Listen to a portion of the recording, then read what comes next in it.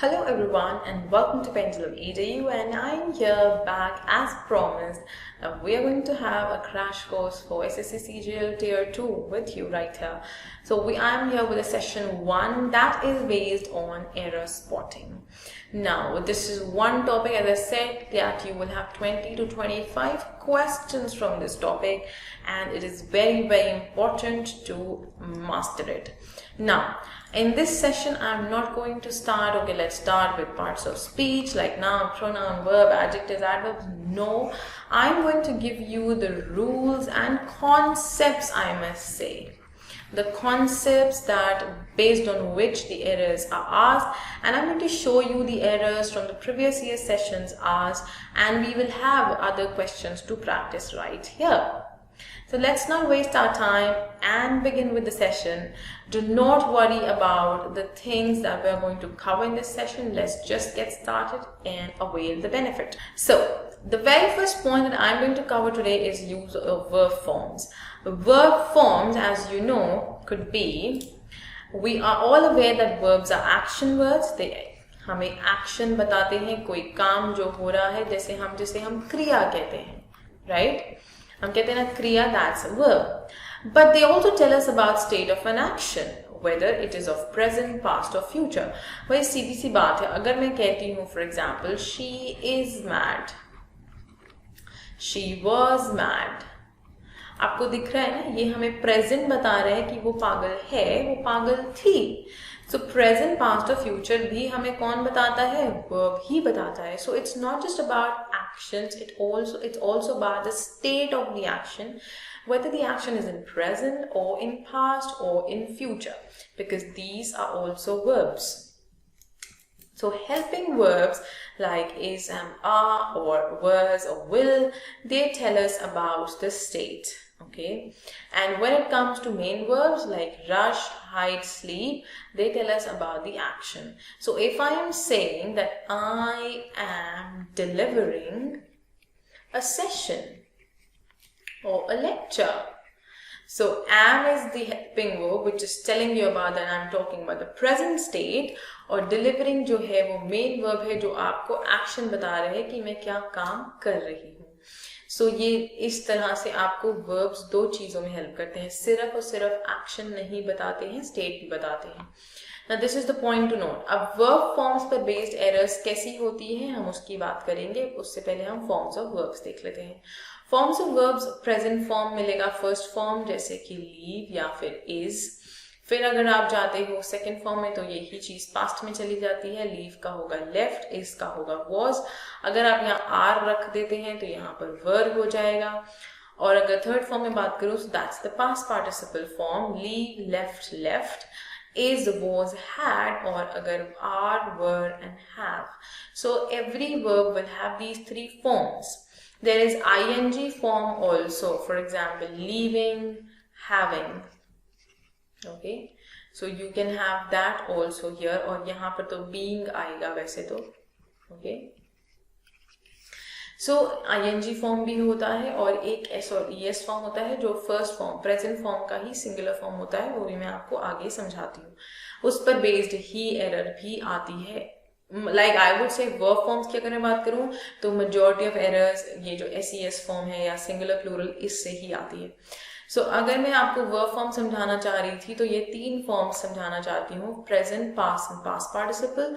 Present is like अगर आप present form में बात कर रहे हो, आप प्रेजेंट स्टेटस की बात कर रहे हो. पास्ट या पास्ट पार्टिसिपल ये हम यूज करते हैं हैज, हैव, हैड के साथ, या फिर हम यूज करते हैं पैसिव सेंटेंसेस में, पैसिव स्ट्रक्चर्स में थर्ड फॉर्म को. ओके, आगे बढ़ते हैं. यहाँ पे मैंने एक नोट लिखा है which is important. The present form of verb may be singular or plural. This is where the major confusion lies and many people comprehend it inappropriately. And majority of questions are based on this concept. जैसे ही मैंने आपसे कहा था कि major जो questions हैं वो singular और plural verb forms के concept पर पूछे जाते हैं. भाई हम इज, एम, आर तो पकड़ लेते हैं, इज, आर, वॉज, वर को पकड़ लेते हैं, बट यही अगर कहीं पर आ जाता है फॉर एग्जाम्पल प्रोजेक्ट और प्रोजेक्ट्स, सजेस्ट और सजेस्ट, तो हम कंफ्यूज हो जाते हैं, हम नहीं समझ पाते हैं कौन सा सिंगुलर है और कौन सा प्लूरल। सो ये जो पॉइंट है कंफ्यूजन का, ये हमें दूर करना होगा टू क्रैक और to solve the questions appropriately in just one go. देखते हैं सिंगुलर फॉर्म्स जो होते हैं वो सिट्स, गिव्स या प्लेस। अब आप देख रहे हो एस या ई एस फॉर्म है, ठीक है। फॉर एग्जाम्पल मैंने कहा अगर इफ आई से ईट, सो वो ईट्स होगा, राइट। वो आपका एस फॉर्म लगेगा, एस ई एस जरूर लगेगा अगर आप उसको सिंगुलर बना रहे हैं तो। प्लूरल में सिंपल होता है सिट, गिव, प्ले। ये ही होता है जो मैं आपसे फर्स्ट फॉर्म की अभी मैंने आपको पीछे समझाया, ठीक है। तो प्लूरल फॉर्म होता है जिसमें एस और ई एस नहीं होता है।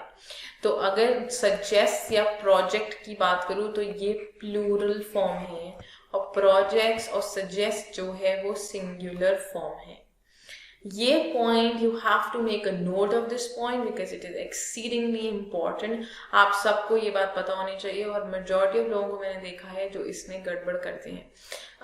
मैं कह रही हूँ इज और आर की गलती पकड़ लेंगे क्योंकि आपको पता है ये प्लूरल है, ये सिंगुलर है, बट यहाँ कंफ्यूज हो जाते हैं।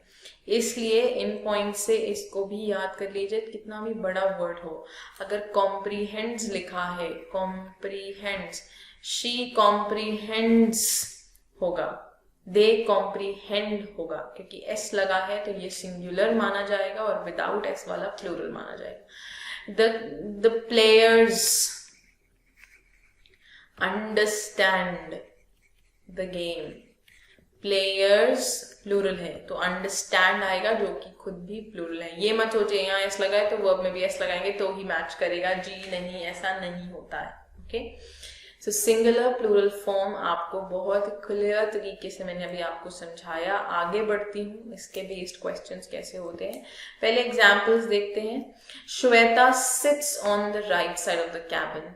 सो दिस श्वेता सिंगुलर है तो सिट्स आ गया, यहाँ पर एस लगा हुआ है। Ramit and I play basketball every morning. Play plural क्यों यूज किया? क्योंकि रमित एंड आई दो लोग हैं तो सब्जेक्ट भी प्लूरल हो गया है मेरा, Ramit and I play basketball every morning. Moving ahead, I give the much needed help to the poor. I give. यहाँ एक पॉइंट याद रखने वाली है कि I और you जो हैं ये एक्सेप्शन के तरह काम करते हैं। इसका क्या मतलब है? ये सिंगुलर तो हैं बट ये प्लूरल फॉर्म यूज करते हैं। I give, I sit, I play, you go, you write।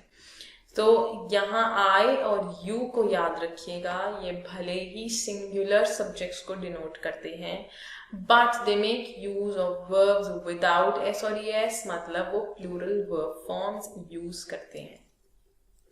I suggest, I write, I advise, okay, you suggest, you break, okay, you speak, but not you speaks, that's wrong. So this is the point again to notice, और मैंने यहाँ पर ये point इसलिए लिया है, और ये देखिए clearly यहाँ मैंने लिखा है I, though is singular, takes use of plural verb form. Similar concept works for you. तो ये दो pronouns हैं जो भले ही singular subject को refer करते हैं but they make use of plural verb form. So यहाँ एक ओवरऑल जो जिस्ट था मैं स्क्रीन वाइप ऑफ करके आपको समझाती हूँ। So the overall gist is that कि सिंगुलर और प्लूरल फॉर्म्स ये रहे बट आपको याद रखना है एस और एस वाले सिंगुलर होते हैं, विदाउट एस और एस प्लूरल। दूसरी चीज आपको पॉइंट याद रखना है आई और यू के लिए कि भले ये सिंगुलर हैं इनके साथ हम विदाउट एस और एस मतलब प्लूरल फॉर्म यूज करते हैं। Now we are going to have a look at the questions and examples.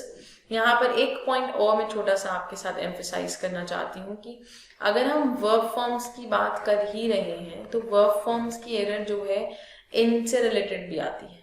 Preposition to और एक और प्रेपोजिशन है वो मैं आपको आगे समझाऊंगी। After preposition to we use present plural form of verb which is the base form, मतलब फर्स्ट फॉर्म की बात कर रहे हैं, that is V1। They used to visiting this church every weekend, or they used to visit the church. They used to visit. Visit is first form of verb I'm talking about. So what I'm saying is after to we don't use ing form, but we use first form. This is what I want to tell you. Okay, after to, if I'm saying visiting, it will be wrong. After to, I have to use first form, so visit is correct. They used to visit this church. You can say used to also, it will be in past. Okay, now exceptions to this point. इस पर based भी questions आपको पूछे जाते हैं. इन पर based जो phrases हैं वो ये लुक फॉरवर्ड टू और एडिक्टेड टू सबसे ज्यादा आपको पूछा जाता है. कहते हैं कि ये जो फ्रेजेस हैं look forward to, with a view to, addicted to, accustomed to, सबके साथ टू है लास्ट में. आपको इनके साथ आईएनजी फॉर्म यूज करना होगा, फर्स्ट फॉर्म नहीं लगता है. कहने का मतलब है अगर आप कह रहे हैं I have come here with a view to learn English, क्योंकि भाई टू के बाद क्या कहा हमने कि फर्स्ट फॉर्म लगाते हैं, ये एक बेसिक रूल है इसका. बट यहीं पर हमें बताया गया एक्सेप्शन में कि इन फ्रेजेस के साथ टू के बाद जो है आईएनजी फॉर्म आता है, इसलिए टू लर्निंग इंग्लिश. अब आप में से काफी लोगों को this might sound weird and a bit out of the context कि भाई I have come here with a view to learning English. It sounds weird, but अगर आप पहली बार सुन रहे हैं तो grammatically this is the appropriate thing, यही करेक्ट पॉइंट है. याद रखो टू के साथ फर्स्ट फॉर्म आता है बेसिकली, बिल्कुल सही बात है. बट इन फ्रेजेस में टू के बाद क्या आता है, आईएनजी फॉर्म आता है, चाहे वो लुक फॉरवर्ड टू हो, विद अ व्यू टू हो, एडिक्टेड टू हो या अकस्टम्ड टू. फॉर एग्जाम्पल अगर मैं कहती हूँ the audience is looking forward to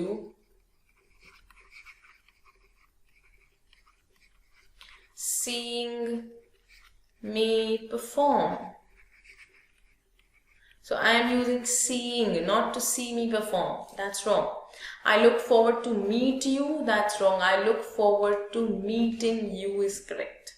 So you have to ensure and make sure that you use it appropriately. Phrases आपको याद करने पड़ेंगे. Look forward to, with a view to, addicted to, accustomed to. Okay, after this you will use ing form of verb. Let's have a look further. After preposition for, you will use ing form of verb. This is a generic concept.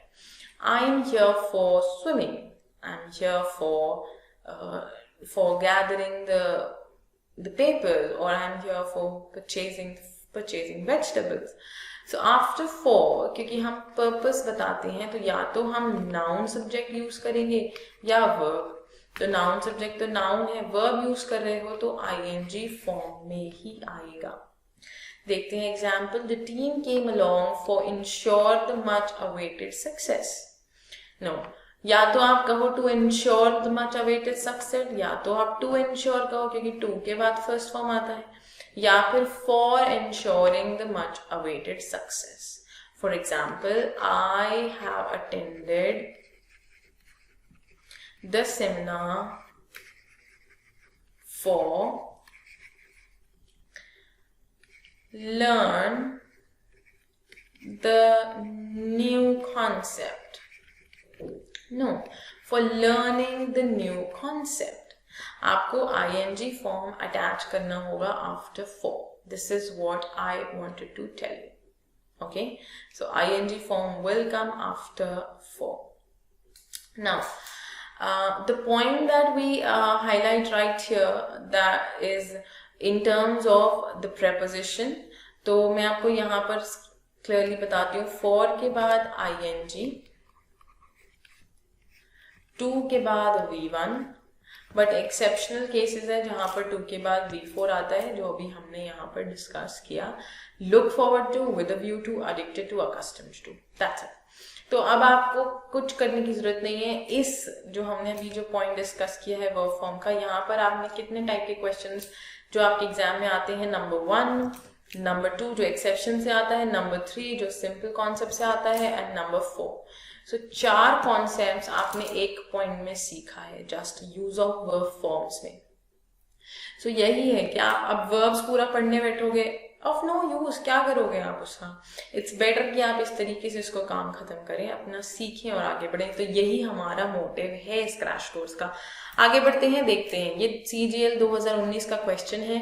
She is a great cook, has a own blog on YouTube and was followed by 1 lakh viewers. अब यहाँ verb form की error बताओ quickly. She is a great cook, has a own blog and was followed. is a great cook, has her own blog, तो was followed क्यों आ गया भाई? अगर singular रखना है तो प्रेजेंट में ही रखो ना। देखो मैंने कहा था आपको वर्ब स्टेट भी बताते हैं, प्रेजेंट, पास्ट, फ्यूचर। तो जब सेंटेंस पूरा प्रेजेंट में चल रहा है तो यहाँ पर हम पास्ट क्यों कह रहे हैं? Is followed by 1 lakh viewers. तो कौन से पार्ट में एरर है? इज यहाँ होना चाहिए, तो हमारा आंसर है सी पार्ट। सिंपल। एक बार रीड करते जाइए, सेंटेंस को ब्रेक करके रीड करते हैं तो बहुत अच्छा होगा। आपको ना इंटोनेशन लगानी पड़े। She is a great cook, has a own blog on YouTube and was followed by 1 lakh viewers. इस तरीके से अंडरस्टैंड करने की कोशिश करोगे। शी इज अ ग्रेट, अगर आप करोगे she is a great cook has her own, तो ये जो तरीका है ना आपका, इससे आप कंफ्यूज हो जाओगे। सेंटेंस का मीनिंग भी समझ नहीं आएगा, यूसेज भी समझ नहीं आएगा। तो एक तरीका होता है पॉज वही लेना है जहां उसकी जरूरत है। फ्रेज को कंप्लीट करके ही पॉज लीजिएगा। ओके, सो नेक्स्ट क्वेश्चन पे बढ़ते हैं। ये भी CGL 2019 का क्वेश्चन है। देखिए, I use to going for a walk when I was living in Dehradun. I use to going for a walk when I was living in Dehradun. Do you think I used to going? Used to के बाद क्या आता है? First form. So यहाँ पर to के बाद तो I go. So I, या तो आप कहो I am used to, I am used to going, तो आप ING लगा सकते हो। देखो अगर used to के पहले is am are was were है तो वो तो ING फॉर्म ले लेगा यहाँ पर। अगर is am are was were नहीं है तो यहाँ पर go आएगा। सो I am used to और I used to go for a walk। So to के बाद फर्स्ट फॉर्म यहाँ पर go होना चाहिए, इसलिए एरर है D पार्ट में। आगे बढ़ते हैं। देखिए 2+V1 का कॉन्सेप्ट था ये। फिर से CGL 2019 का एक क्वेश्चन है। I am going to the airport to receive my friend. To receives my friend, भाई टू के बाद फर्स्ट फॉर्म चाहिए। यहाँ पर SES कैसे आ गया? ये हटाना पड़ेगा क्योंकि मुझे क्या चाहिए? प्रेजेंट प्लूरल फॉर्म चाहिए होता है जो कि फर्स्ट फॉर्म होती है। So instead of to receive it should be to receive my friend. तो error is in part B. तो आप देख रहे हो रेपिटेटिव कितनी बार ये क्वेश्चन आ गया है। आगे बढ़ते हैं। एक और क्वेश्चन है हमारे पास। Tanvi amazed is at the special treatment received by her maternal aunt। अब यहाँ पर प्लेसमेंट की गड़बड़ है। हेल्पिंग वर्ब तो पहले आएगा, राइट? तो Tanvi is amazed at the special treatment by her maternal aunt. तो ये एरर यहाँ पर रहेगी, अमेज्ड इज के बजाय इज अमेज्ड। तो कभी कभी हो सकता है कि वर्ब फॉर्म में हेल्पिंग वर्ब की पोजीशन भी गलत हो, ऐसे क्वेश्चंस भी आपको पूछे जा सकते हैं। So Tanvi is amazed at, helping verb पहले आएगा मेन वर्ब के। आगे बढ़ते हैं। एक और क्वेश्चन है हमारे पास। The keen interest shown by most of us have dropped now. Okay, the keen interest shown by most of us have now dropped। भाई इंटरेस्ट की बात हो रही है जो कि क्या है? सिंगुलर। अभी हम वर्ब फॉर्म की बात कर रहे थे ना कि सिंगुलर प्लूरल यूज होता है। तो जब मैं कीन इंटरेस्ट की बात कर रही हूं तो ये हैव क्यों आ रहा है? Keen interest shown by most of us, ये तो यहाँ पर खत्म, बंद हो गया फ्रेज। इंटरेस्ट के लिए को क्या ड्रॉप हुआ है? इंटरेस्ट ड्रॉप हुआ है ना, तो इंटरेस्ट के लिए हैव क्यों लगाया है? यहाँ पर क्या आना चाहिए? हैज आना चाहिए। ओके, बिल्कुल कॉम्प्रीहेंड करने की जरूरत है, अंडरस्टैंड कीजिए सेंटेंस को। क्या ड्रॉप हुआ है? इंटरेस्ट ड्रॉप हुआ है, हम खुद ड्रॉप नहीं हो गए। तो ये वर्ब इसके लिए है, तो हैव की जगह हैज होना चाहिए, इसलिए डी पार्ट में एरर है because we need has. Have का यूसेज गलत है। आगे बढ़ते हैं। We have one more question. He's purchasing a house and planning to relocating in Jaipur. Planning to relocating? No. Relocate in Jaipur. ING नहीं, हमें फर्स्ट फॉर्म चाहिए to के बाद. भाई देखो, टू का कॉन्सेप्ट बहुत इंपॉर्टेंट है, बहुत एरर्स आते हैं इस पर base. So please practise practise and practise. So to relocating नहीं, टू रिलोकेट चाहिए, इसलिए एरर है सी पार्ट में. Let's move ahead. We have one more error. The committee and its members are planning to organize charity show and had started preparation this week. Now, are planning. Present में मैं बात कर रही हूँ, तो why had started, have started होगा, present में रहेगा. ये पास्ट यूज करना is incorrect. Why to use had, because had तो हमें पास्ट की रेफरेंस दे रहा है, राइट. बट सेंटेंस हमारा प्रेजेंट में चल रहा है. जैसे मैंने आपको कहा था कि सेंटेंस प्रेजेंट में चल रहा है, फिर होता है कभी पास्ट का आगे वर्ब यूज कर दिया तो वर्ब फॉर्म की एरर बन जाती है. सो प्रेजेंट में चल रहा है तो प्रेजेंट नहीं चलेगा. It will take have started preparation this week. So instead of had started, if I need have started, so error is in part A. Let's move ahead. Okay, so this was the first concept and these were the practice questions that I had. We have just discussed use of verb forms with you. किस तरह के errors इस concept से आपको पूछे जा सकते हैं, कैसे क्वेश्चंस आपने देखे प्रीवियस ईयर के क्वेश्चंस भी. अब हम आगे बढ़ते हैं नेक्स्ट कॉन्सेप्ट पर. The next concept is of sentence structure, जहां पर helping verb और main verb की placement की error आपको पूछी जाती है. जैसे अभी हमने किया था, helping और main verb की placement कभी कभी गलत हो जाती है, वो हम देखेंगे किस तरह के questions आपको पूछे जाते हैं. Let's go ahead. So let's have a look. At first, you should know why are we talking and what is sentence structure. Sentence structure is the basic arrangement. किसी एक sentence में जो words का जो समूह होता है, उनको आप कैसे arrange कर रहे हो, that is what sentence structure is. और ये एक ऐसा words को ऐसे structure करना है, ऐसे place करना है कि जो sentence है वो grammatically और contextually correct होना चाहिए, appropriate बनना चाहिए. Alright, that's what we're talking about. ये sentence structure होता है. Placement of words. Now, there are various types of sentences, but we need to focus on the pattern questions that are being asked in the examination. यही इस crash course का motive भी है. मैं बार बार आपको कह रही हूँ, हमारा motive आपको grammar, पूरा grammar पढ़ाना नहीं है. हमारा motive है आपको वो grammar concepts पढ़ाना जो आपके exam perspective से important है. अब यहाँ मैं सेंटेंस स्ट्रक्चर की बात करती हूँ, तो सेंटेंस स्ट्रक्चर में the pattern that is incorrectly put up and asked is placement of helping and main verb. ये एक इम्पॉर्टेंट पैटर्न है जो आपको बार बार एग्जाम में पूछा जाता है. That is placement of helping and main verb in a sentence. इसकी एरर बहुत पूछी जाती है और मैं आपको प्रीवियस ईयर क्वेश्चन के एग्जाम्पल्स भी दिखाऊंगी. यहाँ पर देखते हैं सेंटेंस का स्ट्रक्चर. एक जो जनरल स्ट्रक्चर होता है वो क्या होता है भाई, सब्जेक्ट, फिर हेल्पिंग वर्ब, फिर मेन वर्ब और फिर ऑब्जेक्ट या complement, right, whatever the sentence का पार्ट जो भी होता है. तो ये एक जनरल पैटर्न है किसी भी सेंटेंस का, या एक जनरल स्ट्रक्चर है एक सेंटेंस का. देखते हैं. अब यहाँ एक नोट जो मैंने आपने लिखा है कि हेल्पिंग वर्ब जो है वो मेन वर्ब से हमेशा पहले ही आता है. भाई मेन वर्ब मैंने क्या कहा था, एक्शन बताता है, हेल्पिंग वर्ब स्टेट बताता है. अभी हमने पीछे बात किया. So is available, sorry is working की वर्किंग इज बोल दूंगी मैं. आई एम ट्रेनिंग और आई ट्रेनिंग एम. तो ट्रेनिंग मेन वर्ब है, पीछे आएगा. एम हेल्पिंग वर्ब है, आगे आएगा. I am training. Okay, so remember this, helping verb is always placed before the main verb. For example, Shreya questioned is for the missing report. Helping verb ये रहा हमारा, तो इसको पहले आना चाहिए. तो क्या होगा, Shreya is questioned for the missing report. ये हमारा main verb है. So main verb के साथ अगर helping verb है तो helping verb पहले आएगा और main verb आगे. Similarly, I have taken one more example. The books have delivered been the day before. अब यहाँ पर क्या है, दो हेल्पिंग वर्ब्स हैं. क्योंकि ये सेंटेंस पैसिव स्ट्रक्चर में है। कैसे पता हमें? क्योंकि बीइंग और बीइंग का यूसेज जो है वो पैसिव फॉर्म में ही किया जाता है, राइट? सो अगर मैं बीइंग का यूज कर रही हूँ मतलब सेंटेंस पैसिव स्ट्रक्चर में है।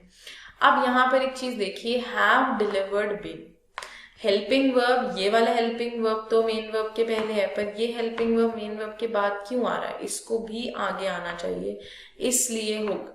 अच्छा, इसलिए ये भी गलत, ये गलत है। अब यहाँ देखो, बीन हैव, ये हैव के पहले कर दिया बिन, ये भी गलत है।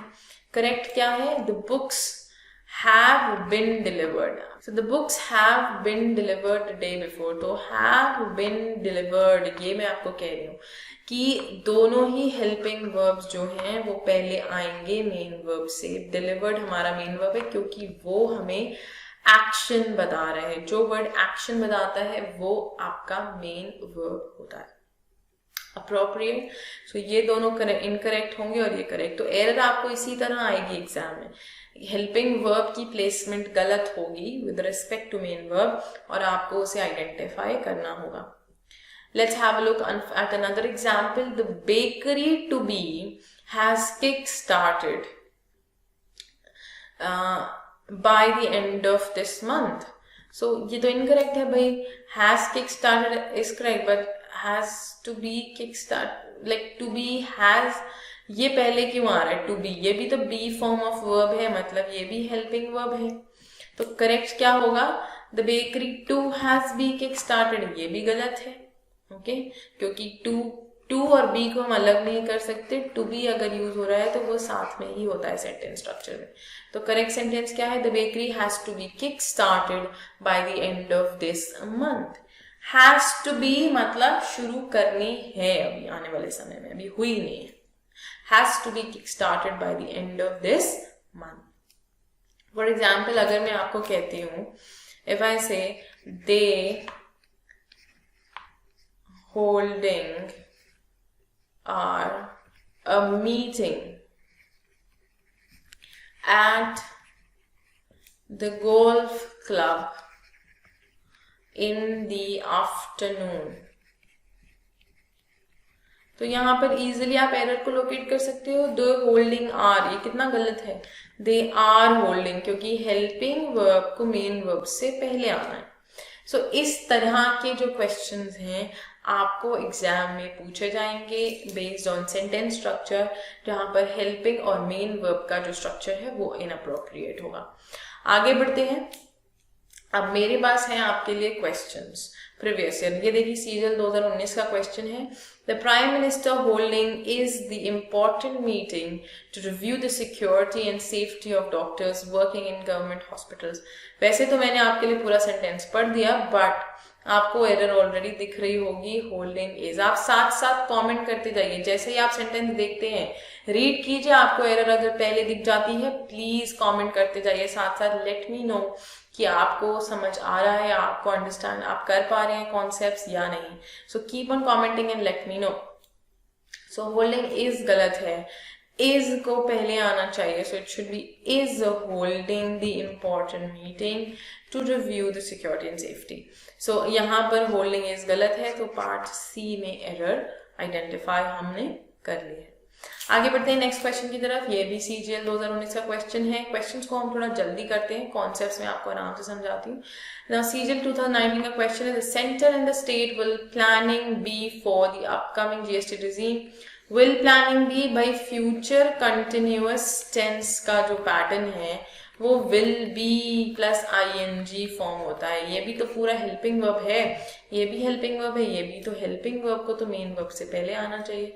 तो विल बी प्लानिंग होगा करेक्ट आंसर। क्या होगा? Will be planning. तो ये गलत है, error is in part B.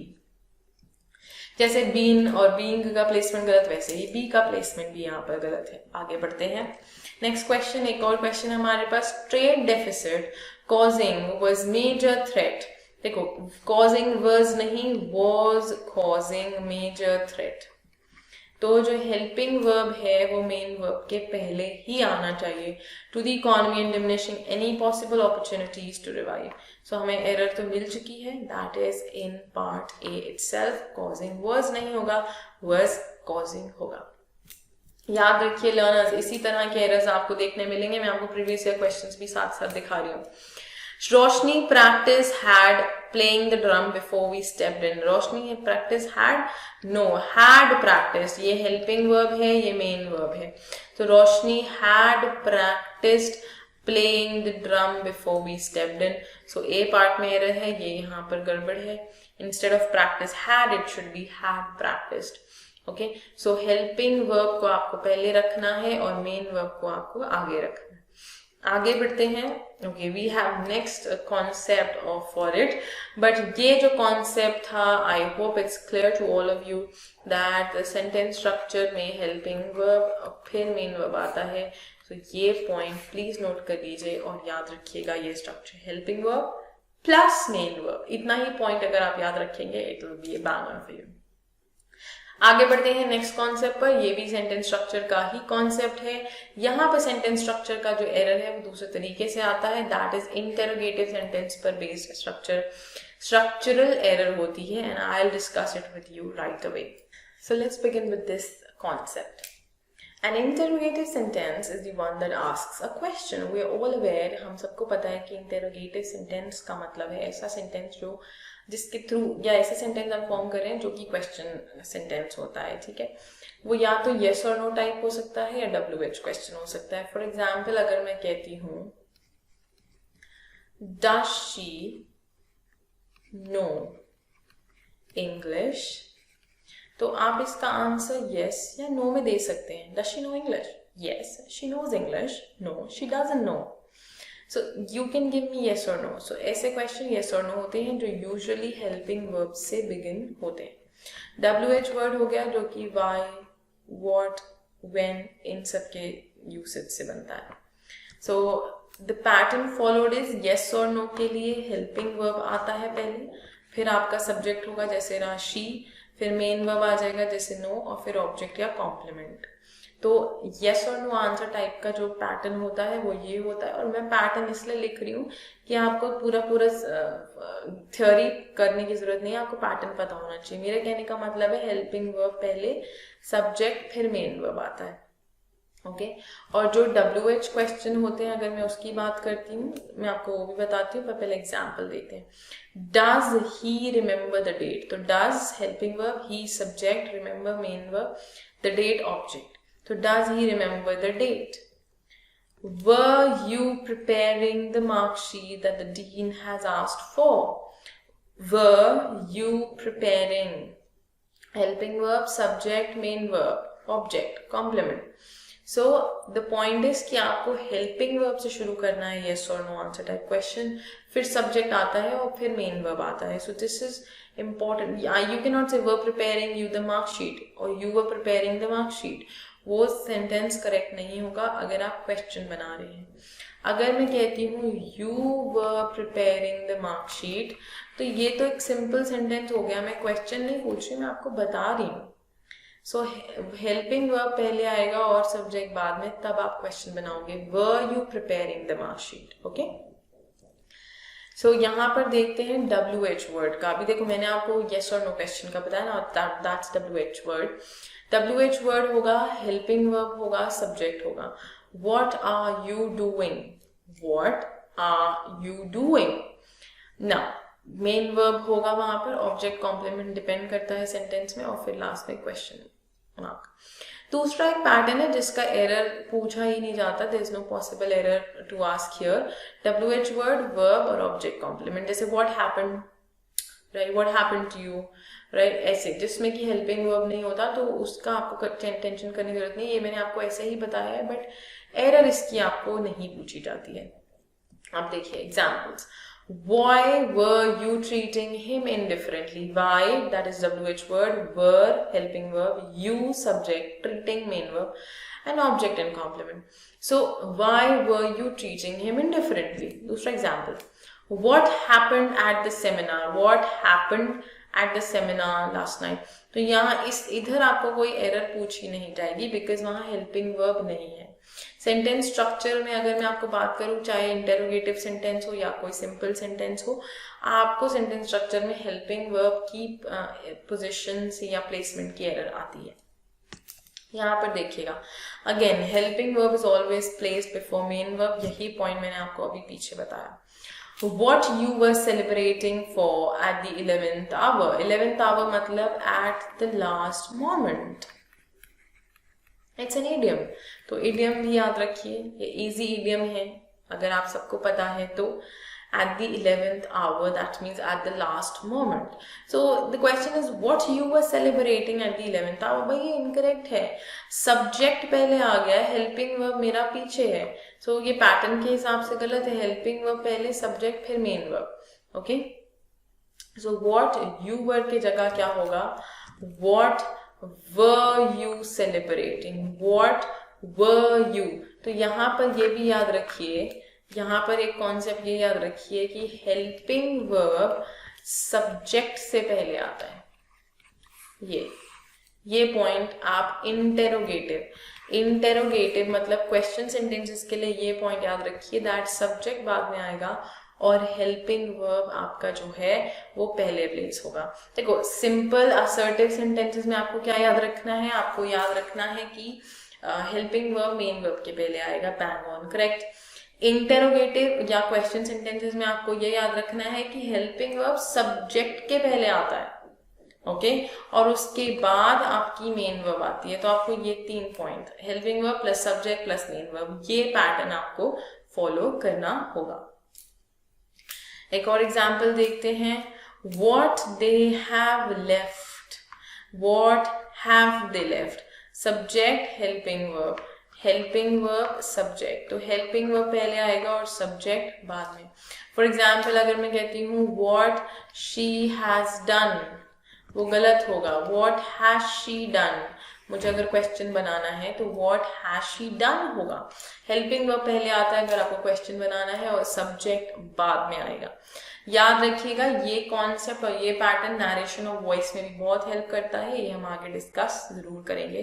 But remember this, question sentences में आप अगर क्वेश्चन बना रहे हैं, क्वेश्चन सेंटेंस बना रहे हैं कोई, सो हेल्पिंग वर्ब सब्जेक्ट के पहले आता है. Remember this. Let's have a look previous year questions पर. यहाँ पर अगर आप देखो CHL 2019 का क्वेश्चन है, he did ask you before making the cancellation. he did ask you, subject पहले आ गया, हेल्पिंग वर्ब बाद में आ रहा है, गलत. did he ask you, did he ask you. so ये A में ही गलत है, not he did ask you, did he ask you. आगे बढ़ते हैं. एक और क्वेश्चन है, what possible changes I could make in the list released lately. what possible changes I could make. अब देखो सब्जेक्ट और फिर हेल्पिंग वर्ब, जी नहीं, क्या होगा, could I make. so यहाँ पर एरर है, I could की जगह होना चाहिए could I. remember this, that we need to place helping verb before the subject. Please मैं बार बार एम्फसाइज कर रही हूँ, इंटेरोगेटिव सेंटेंसेस में helping verb plus subject plus main verb, ये पैटर्न याद कर लीजिए, नोट कर लीजिए, लिख लीजिए. पैटर्न्स पर चलिए, थ्योरी छोड़ दीजिए. इस हेल्पिंग वर्ब सब्जेक्ट के पहले आएगा या सब्जेक्ट मेन वर्ब के पहले आएगा, ये सब लिखना छोड़ दीजिए, पैटर्न्स लिखिए. That's it, that helps. क्योंकि सेंटेंस स्ट्रक्चर अंडरस्टैंड कीजिए आप, ठीक है, रूल्स को मत अंडरस्टैंड कीजिए, सेंटेंस स्ट्रक्चर अंडरस्टैंड कीजिए. आगे बढ़ते हैं. एक और क्वेश्चन है हमारे पास, why he did not ask for help even in his worst times. why he did not, तो सब्जेक्ट और हेल्पिंग वर्ब, तो why did he not ask for help. did पहले और he बाद में, so A में एरर है, why did he not ask for help. so helping verb first आना है. so this is again the same concept. हम बार बार इसलिए प्रैक्टिस करें कि ये आपके दिमाग में सेटल हो जाए. let's move on. so we have a question, next question here, that Kashish does share equal amount of share in the company as that of others. so it ends on a question mark. अगर ये sentence एक full stop पर and होता तो obvious है ये sentence correct होता, because then it would have been an assertion, एक स्टेटमेंट होती जो कोई कुछ कह रहा है. But it says that Kashish does share and it has a question mark, so which means the subject और helping verb की जगह interchange करनी पड़ेगी. question पूछना है तो होगा does Kashish share equal amount of share in the company as that of others. तो ये हमारा एक दूसरा question खड़ा हो जाएगा यहाँ सामने. okay, so now here if I talk about this question आपको याद रखना होगा, यहाँ पर हमारा प्रोनाउन नहीं है, एक सब्जेक्ट है. Okay, so error will be in part A for all of us. आगे बढ़ते हैं. आई होप ये क्वेश्चन और ये कॉन्सेप्ट आप सबको क्लियर है. जहां पर मैंने आपसे बात किया इंटेरोगेटिव सेंटेंसेस के लिए. सो इंटेरोगेटिव सेंटेंस का स्ट्रक्चर, जहां पर आपको हेल्पिंग वर्ब, सब्जेक्ट और मेन वर्ब का पैटर्न याद रखना है. Let's move ahead. We have one more question. When you have looked into the diary for corrections, when you have, no, when have you looked into the diary? Helping verb first. So, okay, यहाँ पर ये गलत हो जाएगा कि मैंने आपको 2 parts में दे दिया है. चले मैं यहीं कर देती हूँ. When you have, so it will be here. Error will be in part B. You have looked into the diary for corrections. Okay. आगे बढ़ते हैं. नेक्स्ट पार्ट हमारे पास एक दूसरा कॉन्सेप्ट है to discuss with you guys. This concept is exceedingly important now because relative pronoun और verb agreement, तो आप सबको पता है कि वर्ब अग्रीमेंट की एरर कितनी प्रोमिनेंट है सारे के सारे कम्पिटिटिव एग्जाम्स में. So let's have a look, keen look over this and we are going to try to understand this concept. इस concept को समझ के नंबर 1 अंडरस्टैंड करेंगे, फिर उसके बाद हम इसको प्रोसेस करेंगे. मतलब हम इसको प्रैक्टिस करेंगे विद एम्पल ऑफ क्वेश्चंस, चाहे फिर वो प्रीवियस ईयर के हों या जो क्वेश्चंस हम आपको प्रोवाइड कर रहे हैं. सबसे पहले रिलेटिव प्रोनाउन को अंडरस्टैंड करते हैं और वर्ब अग्रीमेंट को. तो रिलेटिव प्रोनाउंस जो हैं, they are words that are used to refer to the nearest subject in a sentence or the noun subjects mentioned in the former part of the sentence. मतलब आपने sentence, जैसे for example relative pronoun कहीं बीच में use होता है. Relative pronouns क्या होते हैं? who, whom, whose, which, that, whoever, whomever. ये वर्ड्स अगर सेंटेंस में कहीं आ रहे हैं सेंटर में, तो ऑब्वियस है वो या तो एकदम नजदीकी सब्जेक्ट को रिलेट कर रहा है या फिर किसी सब्जेक्ट को जो कि सेंटेंस में पिछले पार्ट में, फॉर्मर पार्ट में ऑलरेडी जिसकी बात हो चुकी है. Because relative pronouns are used to relate to the subject that has already been addressed in the sentence. Okay, and mark my word, it's the nearest subject. Now, the error asked in exam is based on subject-verb alignment. जो subject जिसको ये refer कर रहे हैं और जो verb sentence में use हुई है उस पर बेस्ड जो है वो एरर आपको पूछी जाती है. सो आई विल एक्सप्लेन यू कि 2 कॉन्सेप्ट्स को मर्ज करके कैसे एसएससी आपको एरर पूछता है, जो सीजीएल टियर 2 में बहुत कॉमनली पूछे गए हैं. वो भी हम आपको दिखाएंगे अभी आगे प्रीवियस ईयर क्वेश्चंस में. तो देखिए एसएससी आपको कैसे क्वेश्चंस पूछता है इस तरीके के. अब आपको क्या चीज नोट करनी है इस पॉइंट, इस कॉन्सेप्ट के चलते, वो ये है दैट जो वर्ब है आफ्टर एनी रिलेटिव प्रोनाउन, इस वर्ड के बाद जो भी वर्ब आगे फॉलो हो रही है वो उस सब्जेक्ट को सेटिस्फाई करनी चाहिए जिसको कि रिलेटिव प्रोनाउन रेफर कर रहा है. ओके, जैसे हु के बाद लिखा है इज, तो हु जिसको भी जिस भी सब्जेक्ट को रेफर कर रहा है वो सिंगुलर ही होना चाहिए, इसीलिए इज आ रहा है, या वो प्रेजेंट में ही कॉन्सेप्ट होना चाहिए कि इज आ रहा है. तो आपको वो चीज यहाँ ध्यान रखनी पड़ेगी कि जो वर्ब यूज हुआ है रिलेटिव प्रोनाउन के बाद वो उस सब्जेक्ट से अलाइन हो या उसको सेटिस्फाई कर रहा हो जो कि रिलेटिव प्रोनाउन जिसको रेफर कर रहा है. देखिएगा. So let's move ahead with the example. So the example we have is the introduction of new concepts which bring a drastic change in the functioning should be welcomed. So the introduction of new concepts which आपको लग रहा है कि ये concepts को refer कर रहा है because ये nearest subject है. But you have to see that the introduction of these concepts, so ये of जो है ये phrase form कर रहा है of new concept, तो इसको हम subject तौर पे नहीं ले सकते. कोई भी चीज जो phrase का हिस्सा है वो आपका subject के तौर पे exist नहीं कर सकती, उसको हम weightage नहीं देते हैं ग्रामर में. इसी तरह के questions आपको एग्जाम में आते हैं. तो which का जो nearest subject हुआ वो क्या हुआ? introduction. introduction कैसा है? singular in form है और मैं वर्ब क्या यूज कर रही हूँ? विच ब्रिंग अ ड्रास्टिक चेंज. और मैंने आपको सेशन के शुरुआत में ही बताया था कि एस और ईएस के साथ वाला वर्ब सिंगुलर और एस और ईएस जिसमें नहीं वो प्लूरल होता है. तो अगर मैं वर्ब प्लूरल यूज करूं और सब्जेक्ट मेरा सिंगुलर है तो ये अलाइनमेंट गलत है। ओके तो इसलिए मुझे वर्ब भी सिंगुलर यूज करना होगा। तो जो सही सेंटेंस होगा वो मैं आपको बताती हूँ। सो यहाँ पर जो हमारा ऑफ न्यू कॉन्सेप्ट है ये फ्रेज का हिस्सा हो गया। सब्जेक्ट जो विच रेफर कर रहा है वो इंट्रोडक्शन है, तो ब्रिंग के बजाय होगा ब्रिंग्स, जो कि सिंगुलर वर्ब है क्योंकि इंट्रोडक्शन भी सिंगुलर इन फॉर्म है। Okay so remember this point that singular verb subject के साथ सिंगुलर वर्ब जाएगी। ये वर्ब अग्रीमेंट इन सब्जेक्ट वर्ब अग्रीमेंट की प्रॉपर्टी है।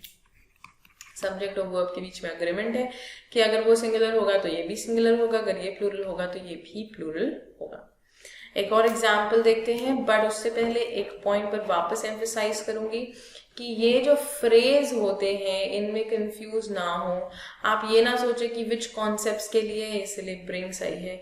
आपको देखना होगा कि कहीं वो एक फ्रेज में तो नहीं फॉल कर रहा सब्जेक्ट। अगर फ्रेज का पार्ट है तो उसको कोई वैल्यू नहीं दी जाती है इंग्लिश ग्रामर में। ओके आगे बढ़ते हैं ना। यहाँ पर एक पॉइंट पर फोकस किया गया है, the relative pronoun which relates to the nearest subject introduction, ये रहा, which is singular, so singular verb brings will be used। आपको singular verb use करना पड़ेगा, that is the reason why। So if I give you an example, if I say the man who support me in every situation is my father। So who is referring to the nearest subject man, which is singular, so I will not say support, I have to say supports। The reason being singular subject will take singular verb। This is what subject verb agreement is all about and we are talking about। So whenever a relative pronoun comes, you have to see whether the verb aligns with the subject. The verb aligns with the subject or not. That is important to note. Let's go ahead and have a look at the questions. Now, this is one previous year question. I don't like movies who has an happy ending. This is for CGL 2019. Not to be bothered. I don't like movies who has an happy ending. Who is referring to movies, right? So how can I say has? It is have, because has is singular way. Has तो singular form है ना, और have plural form है। So has कैसे use कर सकती हूँ movies के लिए? I have to use have। So error is in part A, who have an unhappy ending। Next जो है सेगमेंट आप देखिए question, the monument which stand erect at the centre of the stadium. अब क्या कर रही है, आगे मत जाइए। अगर आपको टाइम बचाना है तो एक और टेक्निक सीखते हैं भाई। आपको जैसे रिलेटिव प्रोनाउन दिख रहा है भाई वहां पे भी एरर देख लो करेक्ट है कि नहीं। विच किसके लिए है, मॉन्यूमेंट। मॉन्यूमेंट क्या है, सिंगुलर। स्टैंड क्या है, प्लूरल वर्ब है। एरर यहीं पर है, यहाँ होना चाहिए stands. The monument which stands erect at the center of the stadium is 160-year-old। So it's simple to identify, it's as simple as that। So if you have a relative pronoun in a sentence, make sure that you take a pause and have a look whether the subject and verb align or the usage of the relative pronoun is correct or not। ये concept भी हम आपको सिखाएंगे आगे कि who कहाँ use करना है, हु कहाँ यूज करना है। We will discuss about in upcoming sessions for sure जब हम प्रोनाउंस की बात करेंगे। अभी हम रिलेटिव प्रोनाउन और वर्ब अग्रीमेंट की पॉइंट्स की बात करें नाउ। तो यहाँ पर एरर कहाँ पर हो गया, स्टैंड्स इरेक्ट। तो यहाँ स्टैंड होना चाहिए instead of stand. So error is in part D. आगे बढ़ते हैं, अगला क्वेश्चन देखिए, the young man who have forgotten. Who is referring to the young man, singular। तो यहाँ पर भी सिंगुलर होना चाहिए, has forgotten instead of have forgotten। तो error is in option B। So let's have a look at another question। I could not figure out the mistakes that makes up the reasons for most of our failures। Now the moment I see that, it is a relative pronoun, right? So that is referring to mistakes, which is plural, and the verb if you see here makes, it is singular because it has S और SODS वाला verb singular होता है. सो mistakes plural के साथ plural चाहिए, तो यहाँ होना चाहिए that make up the reasons for most of our failures. जो मिस्टेक्स है मेरी वो ही मेरे फेलियर्स का कारण है और मैं उनको फिगर आउट नहीं कर पा रही. So here the error will be that make up instead of makes up, so it will be in part B. So इतना easy हो जाता है आपके लिए आइडेंटिफाई करना. देखो अभी क्या हो रहा है, हम एक ही टाइप का क्वेश्चन 5, 7, 10 क्वेश्चंस प्रैक्टिस करते जा रहे हैं. तो मुझे पता है आपको भी समझ आ रहा है. अच्छा यहाँ रिलेटिव प्रोनाउन है, फटाफट से एम्फेसाइज. तो आपको पता होना चाहिए कि अगर सेंटेंस में रिलेटिव प्रोनाउन है तो टेक अ पॉज, मैं वही कह रही हूँ, एंड ट्राई टू अंडरस्टैंड और कॉम्प्रीहेंड द टेक्स्ट. देखिए कि क्या वहां पर एरर है, पॉसिबली एरर वहां पर बेस्ड है या नहीं. ओके, इस तरह से आपको आइडेंटिफाई करना है. ये एक तरीका है रिलेटिव प्रोनाउन वर्ब एग्रीमेंट के क्वेश्चन को सॉल्व करने का. आगे बढ़ते हैं. We have one more question. At class, it's the team members who has to support the leader. Who has to? भाई मेंबर्स है, मेंबर्स को लीडर को सपोर्ट करना है, ये कॉन्टेक्स्ट है. तो हु अगर मेंबर्स के लिए है तो हैज थोड़ी आएगा, हैव आएगा, क्योंकि मेंबर्स प्लूरल है तो प्लूरल वर्ब यूज होगा. So instead of who has it should be who have to support the leader. So error is in part C.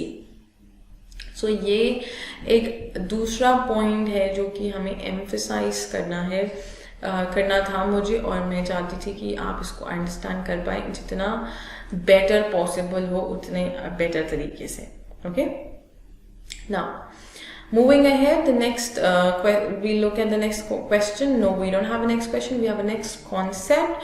So I hope कि ये जो कॉन्सेप्ट था रिलेटिव प्रोनाउन और verb agreement का हम सबको clear हो गया है. इस तरह का पैटर्न आपको CGL Tier 2 के एग्जाम में देखने मिलेगा, and this is what we are talking about.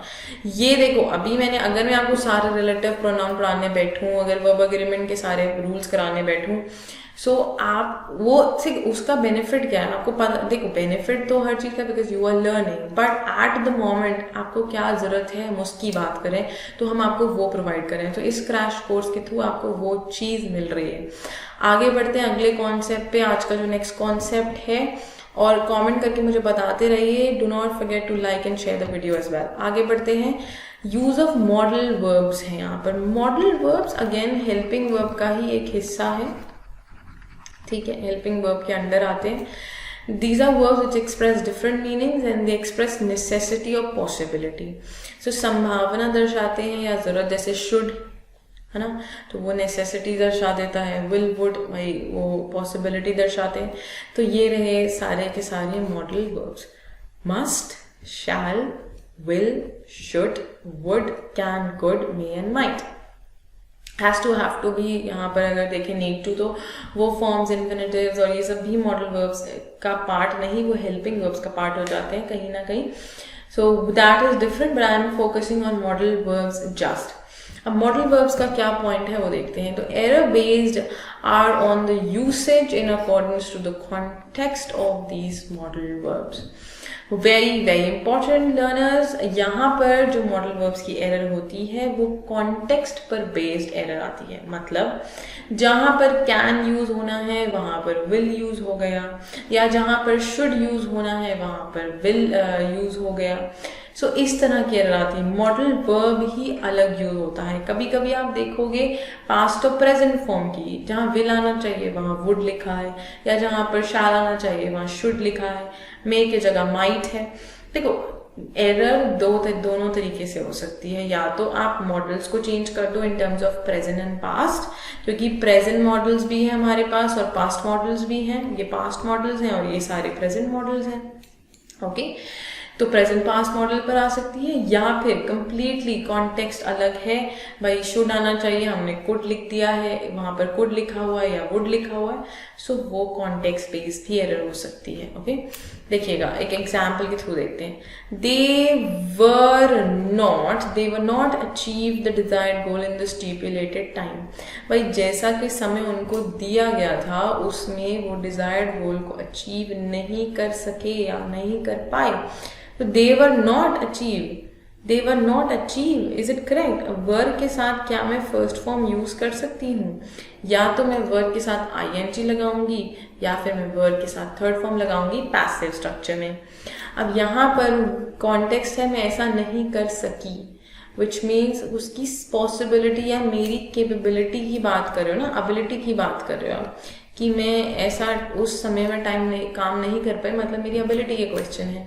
तो यहाँ पर क्या यूज होना चाहिए, कुड यूज होना चाहिए। दे could not achieve the desired goal in the stipulated time, वो उतने ही समय में वो गोल अचीव नहीं कर पाए, हम उसकी बात कर रहे हैं। So that is you have to use they could not achieve the desired goal in the stipulated time. Verb के जगह यहाँ पर क्या आना चाहिए, कुड आना चाहिए। तो देख रहे हो मॉडल वर्ब की एरर कैसे है, वो हेल्पिंग वर्ब अलग है, आना चाहिए था कुड। एक और एग्जाम्पल देखते हैं। My parents have always taught me that I would help the ones in need. I would help the ones in need मतलब मैं ऐसा करती या ऐसा करूँ, वो क्या कहना चाहते हैं? क्या मेरे पेरेंट्स ने मुझे हमेशा ये सिखाया है, have always taught me।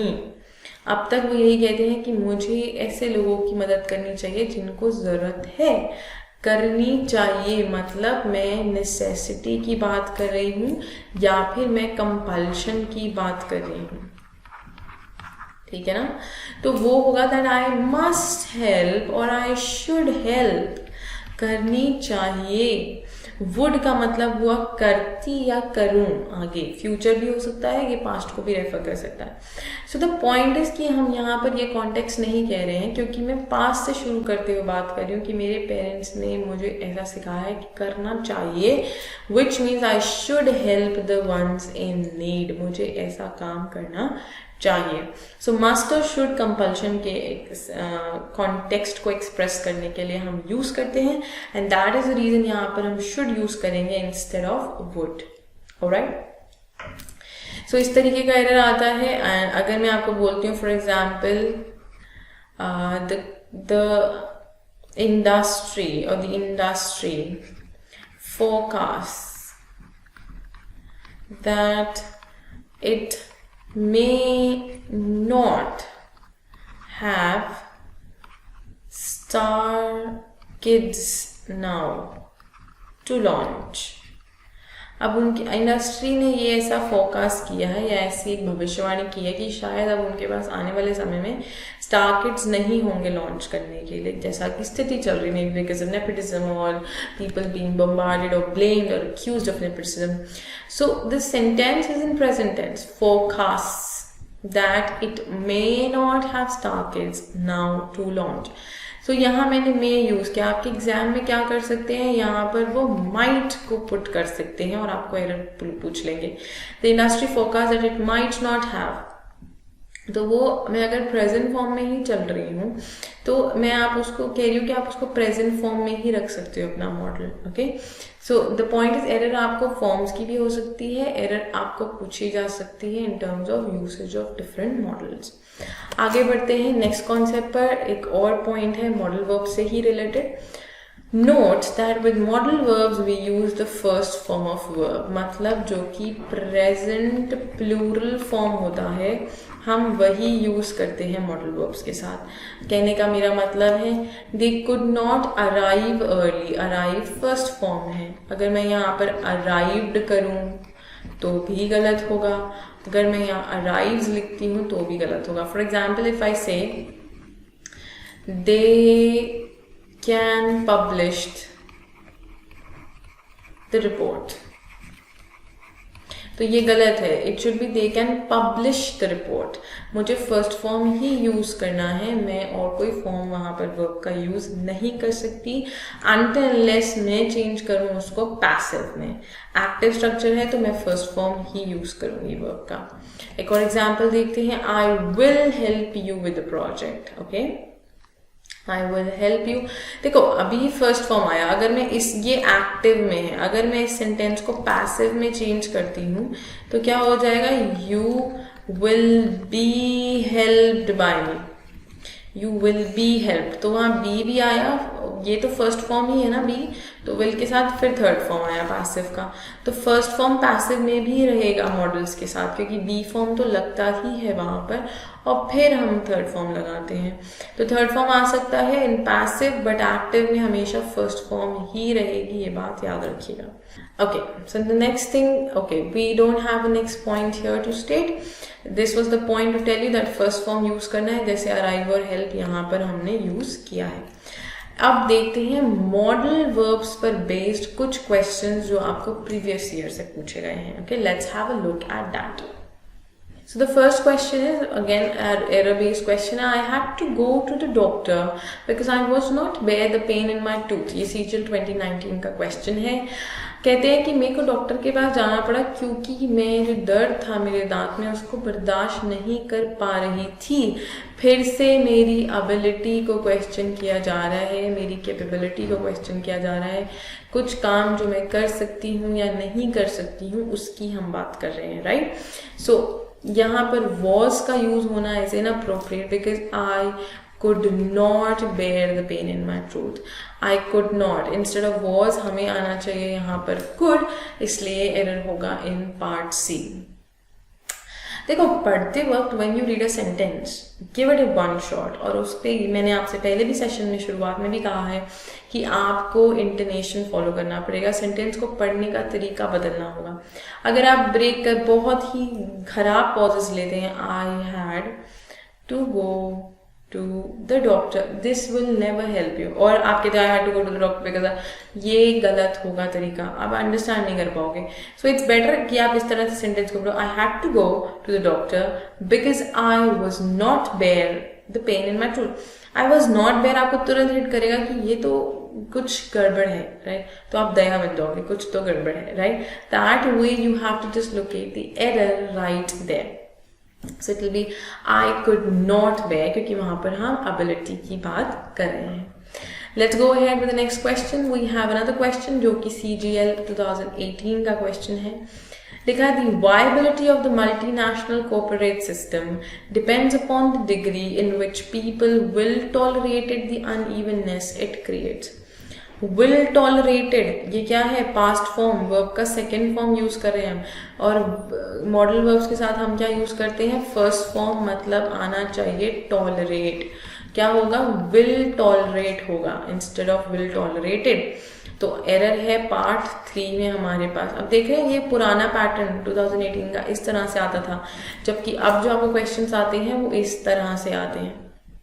Okay, कभी कभी होता है वो नो एरर भी इसमें ही डाल देते हैं कुछ क्वेश्चंस में, वैसे आपको नो एरर के क्वेश्चंस कम पूछे जाते हैं अब। Okay, so this was CGL 2018। Simple सा पॉइंट था जो कि था कि मॉडल्स के साथ आप फर्स्ट फॉर्म यूज करते हो वर्ब की। Okay, let's go ahead now. Moving ahead, we have another question which is again from previous year. I would have adjusted the remaining amount in order to help him.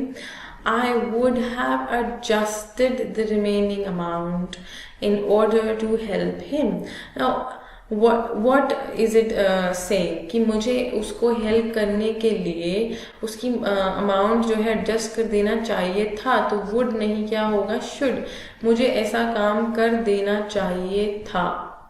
अगर मैं ऐसा काम नहीं करता तो रिमेनिंग अमाउंट जो होता वो, सॉरी, अगर मैं ऐसा नहीं करता तो मैं उसकी मदद नहीं कर पाता, right. This is what they are trying to say. So this is the point जहां पर वुड और शुड का यूसेज इनकरेक्ट गया है। Okay, so instead of that, instead of would हमें यहाँ पर यूज करना था शुड, कि मुझे उसकी मदद कर देनी चाहिए थी रिमेनिंग अमाउंट एडजस्ट करके। आगे बढ़ते हैं।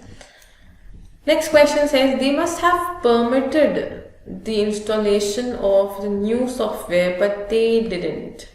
They must have permitted, अब मैं कह रही हूँ they must have, उनको कर देनी चाहिए। must मतलब हो गया भाई ऑब्लिगेशन, तो वो ऑब्लिगेशन भी ले सकते हैं हम। यहाँ पर कंफ्यूजन ये हो सकती है कि हम इसको सही मान सकते हैं। अब देखो मस्ट और शुड में डिफरेंस, मस्ट हो गया कि एक तरीके से वो ऑब्लिगेशन है, आपको ऐसा करना ही है, बट मैं यहाँ पर सजेस्टिव वे में कह रही हूँ, ये सेंटेंस में एक सजेस्टिव तरीका आ रहा है that they should have permitted but they didn't. Okay, okay, अब यहाँ पर शुड भी नहीं आएगा। देखो आगे क्या लिखा है, बट दे डिडंट, मतलब वो ऐसा कर सकते थे पर उन्होंने ऐसा किया नहीं। अब देखो यहाँ पर क्या है, चॉइस दी गई है, चॉइस दी गई है मतलब वो ऐसा कर सकते थे बट उन्होंने नहीं किया। So they could have permitted the installation but they didn't. याद रखिएगा शुड और कुड का डिफरेंस। शुड में सिर्फ बात होती है करना चाहिए था और आपको रिग्रेट होता है, लेकिन कुड में आप अपनी चॉइस से कोई काम नहीं करते हो। जैसे कि वो कर सकते थे पर उन्होंने ऐसा नहीं किया। जैसे अगर मैं एग्जांपल देती हूँ that I should have completed my graduation, अब मुझे रिग्रेट है नहीं की मैंने, मतलब मुझे करनी चाहिए थी। तो मैं कहती हूँ I could have completed my graduation का मतलब है मैं कर सकती थी पर मैंने नहीं किया, वो मेरी खुद की चॉइस थी, मेरा कोई रिग्रेट नहीं है उसमें। तो यहाँ पर अगर चॉइस है तो इसका मतलब कुड आएगा, शुड या मस्ट नहीं आ सकता। तो यहाँ पर मस्ट की जगह कुड आना है, तो यहाँ पर होगा पार्ट बी में error. It will be they could have permitted the installation but they didn't. Okay, so ये पॉइंट बहुत अच्छा हुआ कि मैंने आगे नोटिस किया कि यहाँ पर हमने डिडंट ऐड किया हुआ है। Now this is the sort of errors that you get in your CGL Tier 2 exams pertaining to modal verbs। देख रहे हैं आप किस तरह के questions आपको पूछे जा रहे हैं। So you have to be vigilant, बहुत ही cautious रहना होगा आपको। sentences को पढ़ने के एक तरीका मैंने जो आपको बताया है वो तरीका ऑप्ट करिए, उस तरीके से sentences को पढ़िए ताकि आपके लिए easy हो जाए errors को क्रैक करना या डिकोड करना। ओके, आगे बढ़ते हैं। आगे बढ़ने के लिए अब हमारे पास कुछ नहीं है, यहाँ पर एंड होता है ये जो कॉन्सेप्ट था। सो ये जो कॉन्सेप्ट था मॉडल वर्ब्स का, हमने आज जो कॉन्सेप्ट सारे डिस्कस किए हैं। Okay, we have discussed a lot many things about relative pronoun, verb agreement, modal verb, sentence structure, verb forms। so ये जो points हमने आज डिस्कस किए हैं, I want you all to make notes। भाई नोट्स का मतलब मेरा ये नहीं है कि आप थ्योरी लिखने बैठ जाएं। जो स्ट्रक्चर्स मैंने आपको पॉइंट आउट किए हैं, जो मैं सेंटेंस स्ट्रक्चर में बता रही हूँ या वर्ब फॉर्म्स में बताया या वर्ब अग्रीमेंट में बता रही हूँ, फ्रेजेस का पॉइंट जो मैं आपको बार बार वर्ब अग्रीमेंट बता रही हूँ कि आप फ्रेज में अगर कोई सब्जेक्ट है तो उसको कंसिडर मत कीजिए जबकि वो नियरेस्ट सब्जेक्ट हो तब भी। तो पॉइंट ये है कि आपको ये सारी चीज़ें अगर आप पार्ट बाय पार्ट करते जाएंगे हमारे साथ, सो ये क्रैश कोर्स आपके लिए बहुत बहुत बेनिफिशियल होगा। Alright, so this is what हम आपको CGL Tier 2 के क्रैश कोर्स में आगे भी बताएंगे। इस सेशन के साथ साथ अगले आने वाले सेशंस भी इसी तरह के होंगे जहाँ पर हम आपको मेजर कॉन्सेप्ट, जो कॉन्सेप्ट्स आपके लिए ज़रूरी हैं, CGL Tier 2 आपको जिस तरह के क्वेश्चंस पूछता है, जिन कॉन्सेप्ट्स पर क्वेश्चन पूछता है, हम वो कॉन्सेप्ट्स आपके साथ डिस्कस कर रहे हैं जो मेजरली आस्क्ड कॉन्सेप्ट्स हैं, जो रिपीटेडली आस्क्ड क्वेश्चन कॉन्सेप्ट्स हैं। सो प्रिपेयर रहिए अगले सेशन के लिए भी हमारे साथ बनने के लिए। ये जो हमने आज आपके साथ सेशंस में डिस्कस किया है, डू नॉट फॉरगेट कि आप इसको रिवाइज करें, आप इन कॉन्सेप्ट्स को रिवाइज करते रहिए और जो हमारी मॉक सीरीज़ है उसको जाके परचेज कीजिए। मैंने आपको लास्ट सेशन में बताया था कि आप कूपन कोड यूज़ कर सकते हैं कैपिटल में pendulum EDU, that is pendulum EDU, ये कोड आप यूज कर सकते हैं, आपको 10% डिस्काउंट मिलेगा मॉक सीरीज पर। So go get it, start practising, previous year sets भी हैं and whatever material you need right there, it's up there. I am there to help you in English. Do not hesitate, just comment whatever doubts you have. Also like the video and share it with your friends, and do not forget to subscribe to the channel for more such sessions with us. Thank you so much.